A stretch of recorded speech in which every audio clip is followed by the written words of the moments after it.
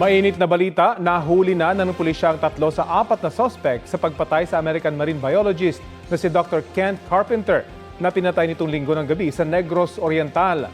Mula sa Camp Crame, may ulat on the spot si June Veneracion. June?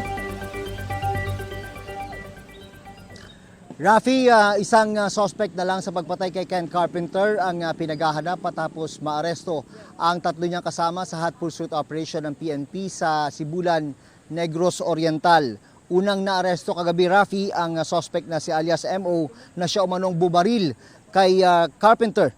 Sunod na nahuli si alias JF. Si JF ang sinasabing nanggahasa umano sa live-in partner ni Carpenter. Ang video ng paghaharap ng dalawa, itong si alias JF at ang live-in partner ni Carpenter ay ibinigay sa GMA News ng Provincial Director ng Negros Island Region. Makikita sa video na mangyak-ngyak pa ang live-in partner ni Carpenter nang makaharap ang suspect na si alias JF. Sumuko naman kaninang madaling araw ang pangatlong suspect na si alias CD na tumayong lookout sa labas ng bahay ng mga biktima. Target ng patuloy na manhunt operation ang isa pang suspect na kasama raw na pumasok sa bahay ng mga biktima. Hindi pa malinaw sa ngayon kung ano ang kanyang partisipasyon sa krimen.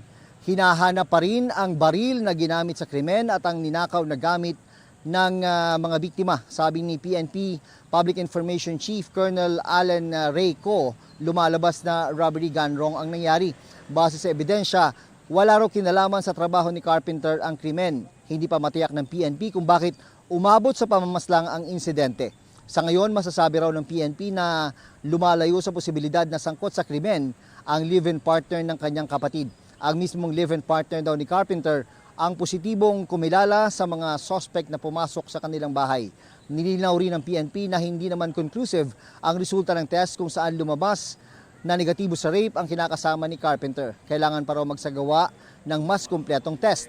Base sa investigasyon, planado ang pagpasok ng mga suspect sa bahay ni Carpenter. Sa impormasyong nakalap ng PNP, ang isa sa mga suspect na si alias JF ay minsang nagtrabaho sa loob ng bahay ng mga biktima.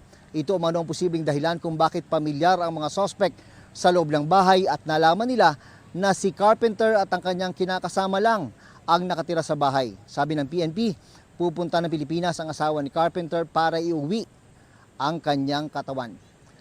Yan ang latest mula rito sa Camp Crame. Balik sa Rafi. Maraming salamat, June Veneracion.